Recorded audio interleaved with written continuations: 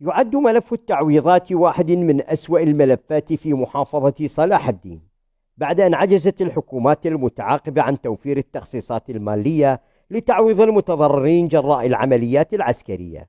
وقد وصل عدد المعاملات المنجزة إلى قرابة 20,000 معاملة. حقيقة قضاء البيجي بحوالي 16,000 منزل مدمر، و10,000 محروق، يعني متضرر جزئية. وبالنتيجة لحد هذه اللحظة ما حد استلم فلوس التعويضات. الناس كلها مقدمة معاملات، أخاف أحد يعني.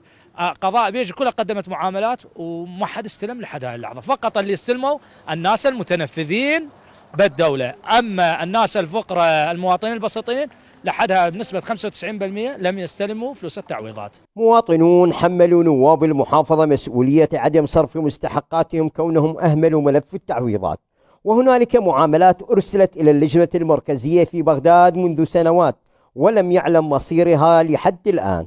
قدمت معاملة تعويض قبل 4 سنوات أو 5 سنوات، لحد الآن لاكو صرف، لاكو شيء.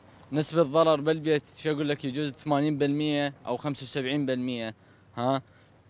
تقدم معاملة لازم تدفع نص تستلم. يعني فذنوا بموضوع التعويضات.